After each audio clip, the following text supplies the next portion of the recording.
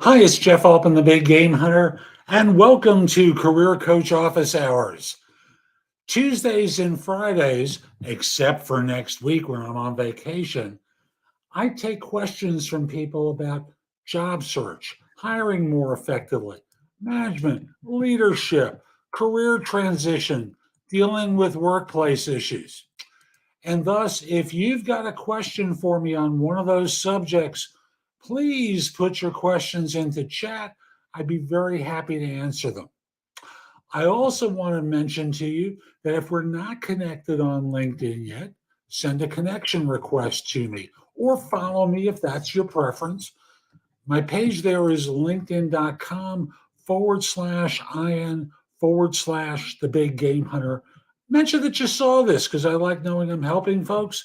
And once we're connected, frankly, your network is going to be a lot larger than it was before because my network tends to be larger than most people's. My website, thebiggamehunter.us, is a place where if you want to check me out for coaching, you can schedule time for a free discovery call, a coaching session. Visit my blog, which has more than 12,000 searchable posts. Find out about my courses, books, and guides. There's just a lot there that'll help you. Also, my channel on YouTube is at JobSearchTV.com. Again, tons of content that will help you. And I'll also mention my podcast, No BS Job Search Advice Radio. Well, a week and a half ago, almost 2 weeks, we did episode 2500. And Sunday, I'm releasing part two of what had been a two-part series on lessons learned from those episodes. So we're doing lessons 6 through 10, and I'm releasing it on Sunday.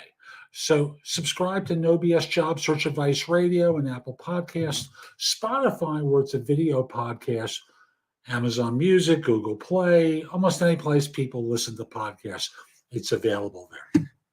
And if you're here on LinkedIn or YouTube and want to say hi, feel free. Just put a message into chat. Let me know that you're here. Let me acknowledge your presence.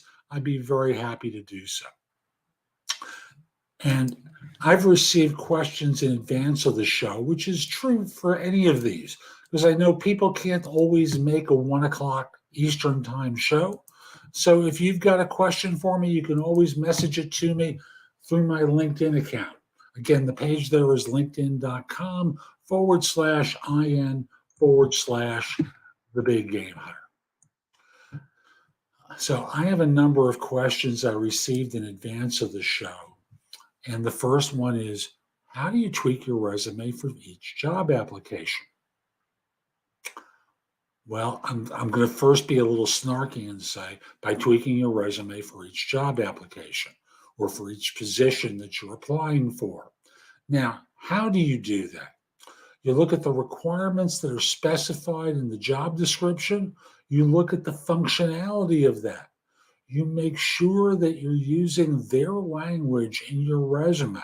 So each one has to be different. It's called tailoring, just like people do with a suit. Tyler, hey, how are you? Thanks for saying hi. Anyone else, please feel free to do the same. And Tyler, if you've got a question for me, feel free to put it into chat, okay? So the question involves, how do you do it? Pretend a 6-year-old is reading your resume and comparing it with the job description. Does your resume make a case for that? On the last show I did, someone said to me, my resume matches up well, but I'm not getting an interview from this firm. Is there something wrong with my resume? And my answer was, yes, it doesn't make a case that you're actually qualified to do this job. So that's what you have to think in terms of. If someone were reading your resume, particularly the first half of the first page or the first 2/3 of the first page of your resume, if it doesn't make a case for why you're qualified for this position, you've got to fix that because they're only going to go one more page down, which will take them probably one paragraph onto page 2. And there it's a little late because since you're applying for a position, because you mentioned application, you're applying for a position through systems that are looking for this information earlier in the resume rather than later. When they see it later, they think it's older. So if it's not on page one, they're less interested in it. They score it lower. So you got to do this for each position. Otherwise, you lose. It really is that simple. Unless you do this, no human will ever see it. And that's what you really want to get to. Okay. Let's go to our next question. I recently started working with some hiring managers that are based in another country. How do I make sure they feel I'm there for them and that they can rely upon me other than having weekly, catch-up calls, I believe was the phrase there. When I copied it from the list of questions for today, I missed the latter part of that. Weekly catch-up calls. And the answer is, number one, you're there for them. That's an interesting phrase. There it is. It wound up being in reverse. I'm seeing catch-ups above. Weird. So how do you do this? Well, I think the most important thing is to ask them how they like to be communicated with.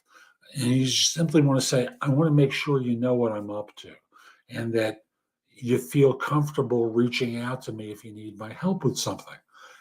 How would you best recommend I do this with you? Because I certainly don't want to be a pain in your rear, and I know you're busy. So what works for you? Is it a weekly memo to you summarizing what I've accomplished during this week? Is it messaging through Slack or whatever other messaging platform we use? What works for you, given the fact we're in different time zones? So I'll simply say, ask them to start off with, and that's going to make it a lot easier for you. And then once they start connecting with you, you'll wind up in a situation where you'll develop the relationship that's going to foster trust, which is really what you want to be doing. I am struggling in my first real leadership position. How can I make myself more approachable so my coworkers can tell me what they need? Tyler, I feel for you. And maybe you could first of all tell me, were you promoted into this role from within the organization or were you hired from the outside? That will help me a little bit because there's a difference if there's been a promotion involved versus being hired externally. When I hear coworkers, I think it might have been a promotion. Correct me, please. When it's a coworker, when it's a promotion that's taken place, or even hire from the outside, first of all, there's a power differential that now exists, particularly if you were a peer and now you have to direct them. Then, there's class differences. So you have to be more proactive. The first thing is an acronym I learned from another coach. Okay, you were hired from the outside. That helps. Let me just go right into that. And I don't know what level you are within the organization, but I don't think it really matters here. When you're in a leadership role and you were hired from the outside, they're kind of like cats sniffing out a new cat in someone's home, or a dog sniffing out a new dog, and they need to check you out. So I think part of this involves you reaching to them initially and being more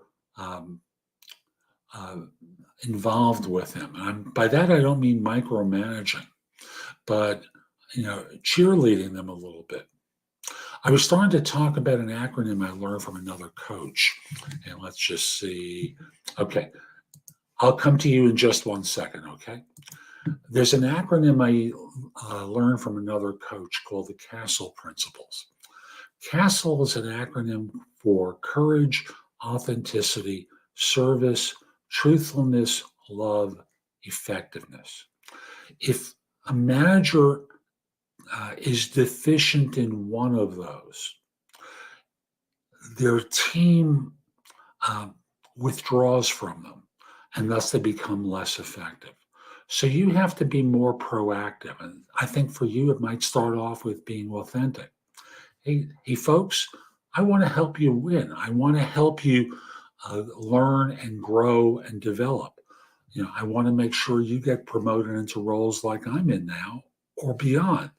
What can I do to help you? Where do you think you need support? Not just simply with day-to-day work, but with skills development, because your success means something to me. Frankly, and I'm talking to you here now, Tyler, if you're in a situation where unless you develop the people underneath you, you can't really advance either.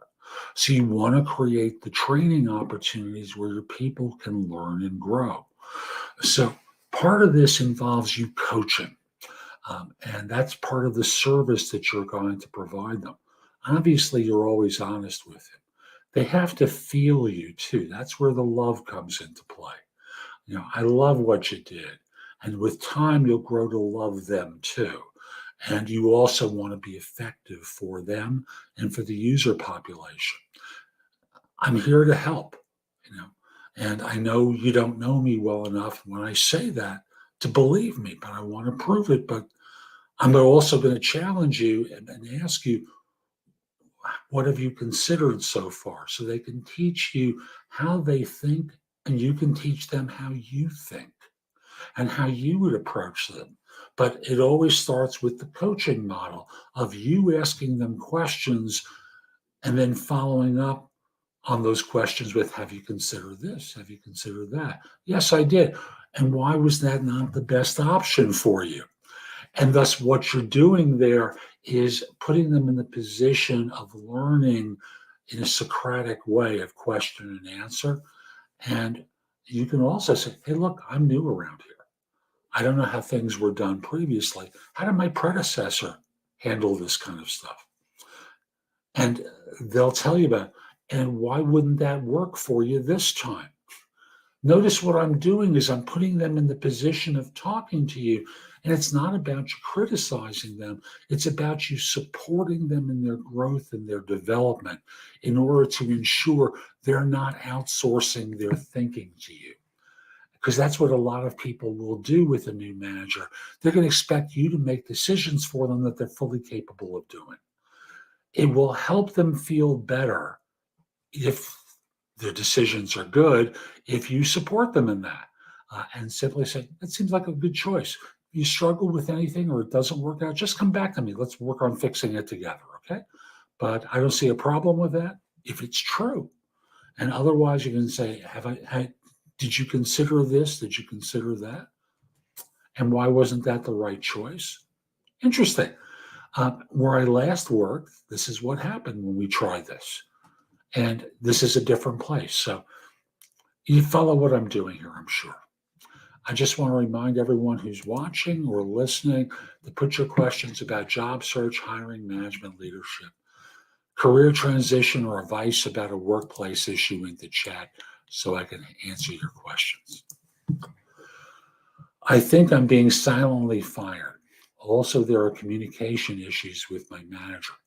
I get along great with my team. Annual reviews are great. My manager seems to get grumpy when I get an award. What can I do to make it stop? Anything. Great question. And it's unfortunate that your manager is one who acts grumpy and isn't pleased with your success. One thing I don't know is if you've spoken about this, and I'm just curious. I get along great with my team, so you're a staff level individual rather than a manager, and it's your director. So I'm just making sure I have the pecking order correct. Assuming that you're at a staff level, Someone is obviously choosing you and giving you great reviews, and that's great. And your manager may be frustrated because someone's going above them. Someone above them is going is making decisions and reviewing you this way and giving you awards, um, and thus I don't know when your next review is, and I frankly wouldn't wait that long. Uh, I notice whenever I receive an award or acknowledgement, it seems like you're almost grumpy about it. And notice how my voice is. You can't say it, with a flat affect. Yeah, he or she is at a staff level. Just want to affirm that. So it almost seems like you're annoyed or grumpy that I'm getting an award. Am I misreading something here? Now, this puts them in the position of either being truthful and saying what the problem is, or going, oh, no, no, no, no, no, no, no, because they don't want to be called out on this kind of stuff. But you've noticed it. That is a problem because it may affect you going forward. Um, so the idea of confronting this, I think, makes sense, but not in a confrontational way. Notice how my voice was when I spoke. I've noticed, and maybe I'm wrong about this, but each time I get an award, it almost seems like you're annoyed or grumpy about my receiving an award. Have I done something to offend you? And notice, again, my tone of voice is a big part of this. So you have to raise the subject, which is a mature thing to do because it can be a communication issue. Perhaps in the course of your work, you have frustrated them in some way. I don't presume to know. It doesn't seem like you're a difficult person. You seem to be, cordial, but you have to put it on them to explain to you what's going on for them so that you understand. Um, and then you say, I'm not sure what you're seeing, but I certainly don't feel that way. Maybe I'm carrying something from someplace else into these situations, but no, I'm not upset about it at all.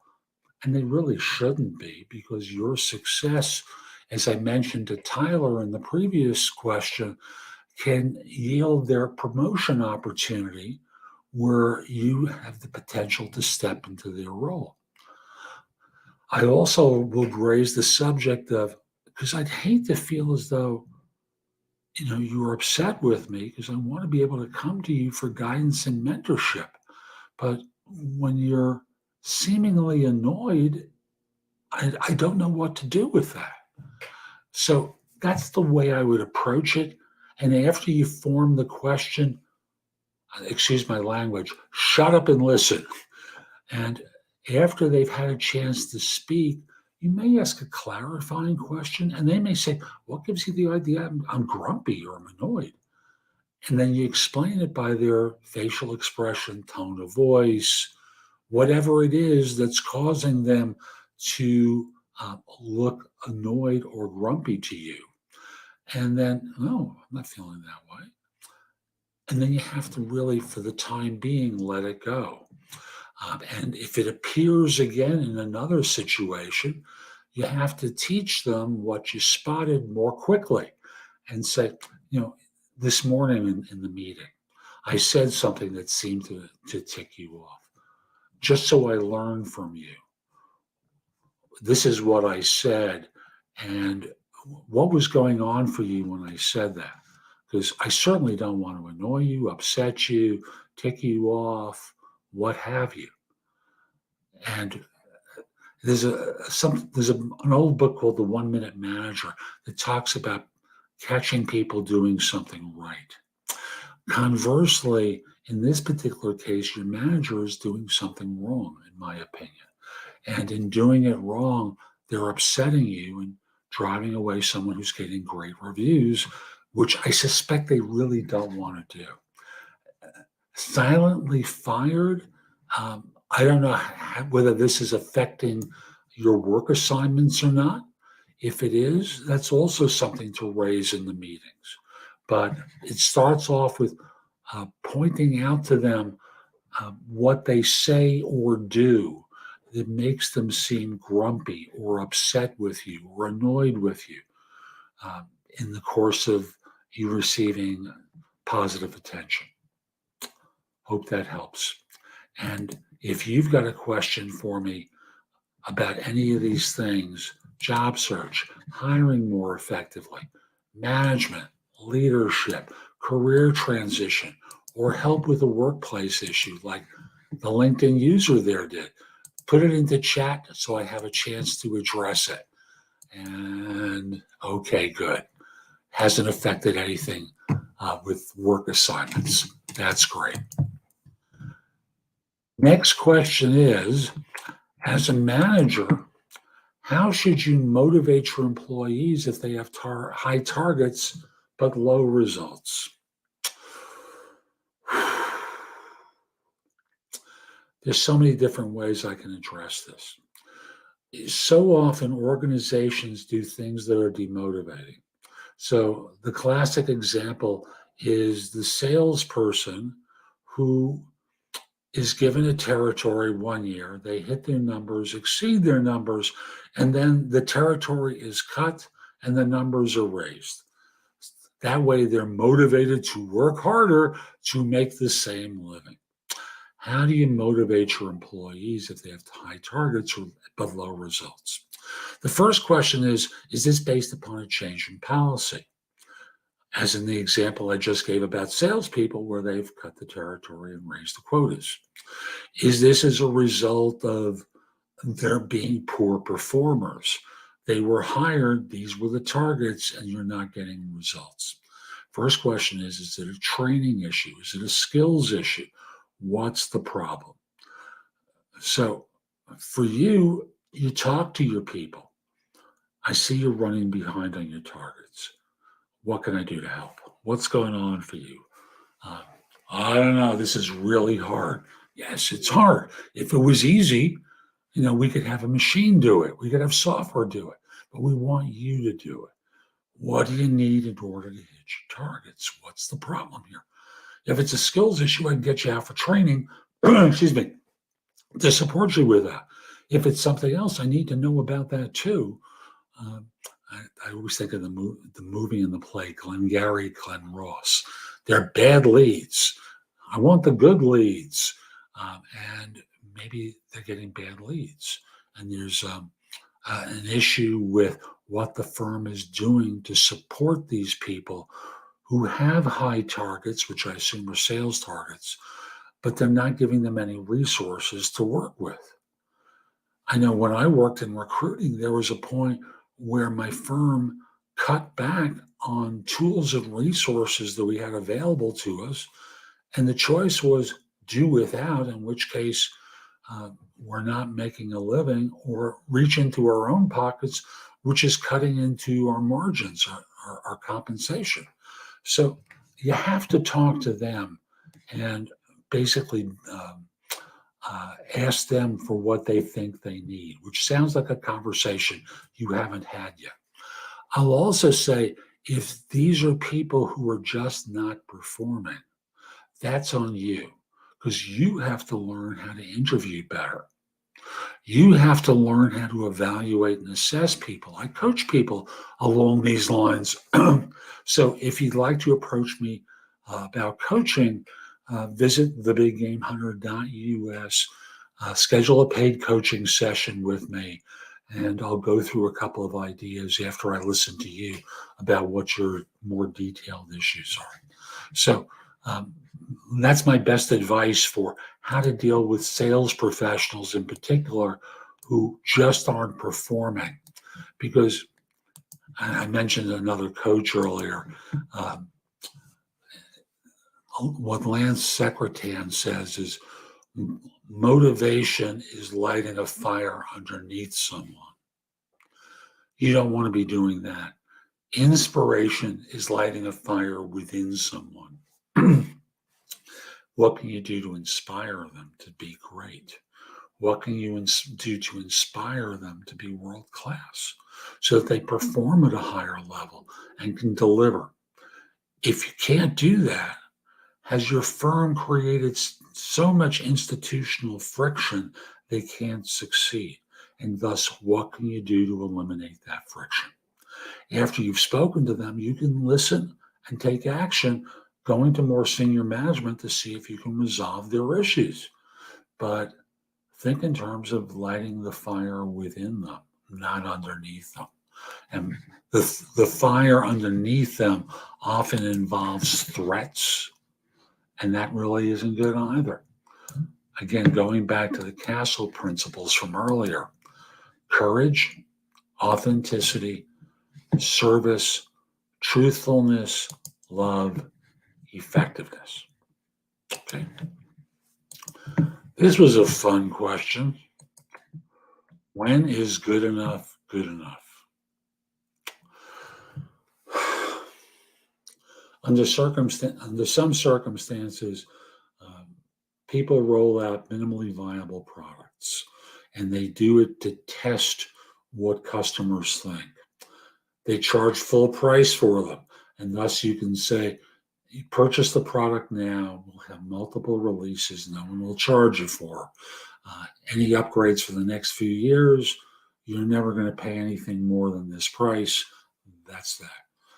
So one thing is letting people know you're releasing something minimally viable.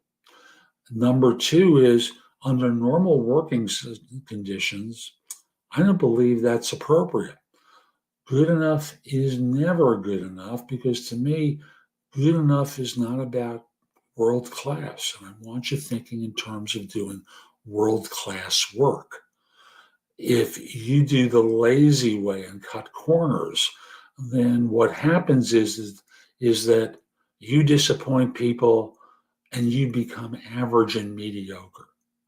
And then you expect to get paid like a world class performer, and you're not deserving of that. What can you do to be best in class, the best person in your organization doing this type of work, and be recognized for it? Good enough means you're like everyone else. I don't think that's what to aspire to. Do you? Here's another one. What does it mean if a company does not have a recruiter listed on their website? It means that they're smart. And I'll speak from the experience of, I used to advertise and put my email address, uh, and get assaulted with resumes of people who in no way, shape, or form were qualified to do a job. By keeping their recruiters hidden, remember, recruiters fill jobs, but they also interview, they write reports, they interact with hiring managers.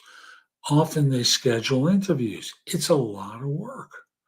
And thus, if they're fielding calls or emails of people who in no way, shape, or form are qualified to do the job, because people feel compelled to spam their resume to them, thinking to themselves, I can do that job. Well, I used to get resumes from Purdue chicken pluckers who thought they were qualified to do Java development, but had never taken a technology course, let alone a Java course. So, what I think of it, it means that they're protecting their people from time wasting, so that in this way they can deliver on what their job is and be more effective. And I'll just remind you folks, if you've got a question for me, put it into chat. I'm going to be on for another couple of minutes, answering one, maybe two more questions before wrapping up, okay? Let's go to the next one. Are you usually the person who asks questions during an interview, or do you prefer letting the interviewer take the lead? So when I coach people, I want people to start by asking this question. Whether you're on Zoom, taking a phone call, or in person, As soon as you connect with that person, let's say if it's in person, you're escorted into their office. As you lower your butt into the chair, you ask this question.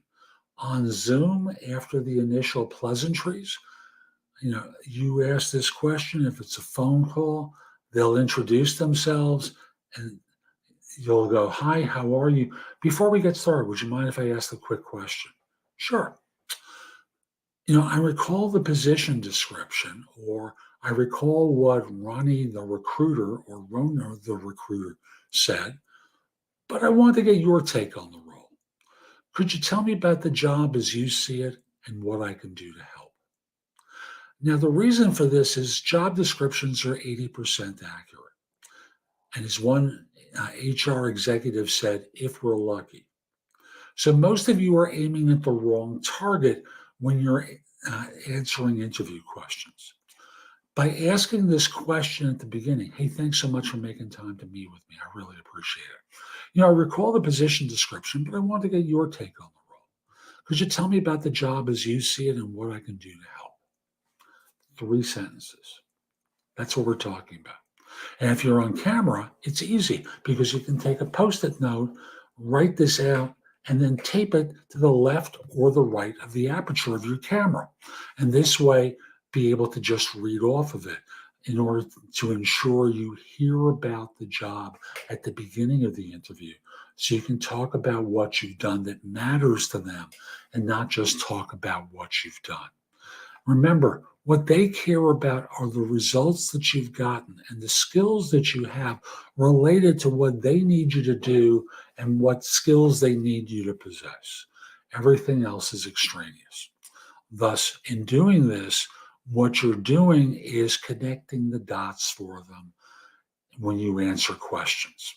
And it's so important because you're on the clock. They're not going to sit around forever waiting for you to have the great reveal and tell them what it is you've done that relates. Offer it up to them proactively. Because if they have to drag it out of you, their thinking is that you're less qualified because if it were a primary skill or a primary experience, you would have offered it up to them. So to me, you have to start out by asking a question of them, and then from there, making it easy for them to see the fit between what your background is, what your accomplishments have been, and what they need you to do, and what skills you have. Okay. I'm going to bring things to a wrap now, unless someone pops a question in the chat. I'm Jeff Altman. I hope you found this show helpful. If you're watching on YouTube, share it, leave a comment, click the like button, do something that lets people know it's worthwhile. Also, I'll mention to you that if you're watching on LinkedIn, you can share it there as well. It will help other people discover Career Coach office hours. And, well, I'd appreciate it as well. Also, visit my website, thebiggamehunter.us. There is a ton in the blog that can help you. Sorry, that's where I want to be right now. You can schedule time for a free discovery call, a coaching session. Go to my blog, which has more than 12,000 searchable posts. Find out about my courses, books, and guides. There's a lot there that'll help. And again, connect or follow me on LinkedIn at linkedin.com/IN/The Big Game Hunter. Subscribe to JobSearchTV.com on YouTube. It's available as an app for Amazon. So if you've got a Fire TV or a Fire Stick, you can watch me on that. Also, there's another app called BingeNetworks.tv, which streams to 300 platforms around the world. You can watch me there. I'll also mention subscribe to No BS Job Search Advice Radio in Apple Podcasts, Spotify, Google Play, Amazon Music, wherever you listen to podcasts, you can watch me. And Sunday, November 20th, 2022, I release the part 2 of my 2-part series on the top 10 lessons from the show. And I'm doing that on that date because it's the 12th anniversary of the show. No Job Search podcast has been on as long as this. Thank you for your support. I hope you have a terrific day. I'm off next week. Happy Thanksgiving. Get yourself on my calendar for the week after. Have a terrific day, and most importantly, be great. Take care.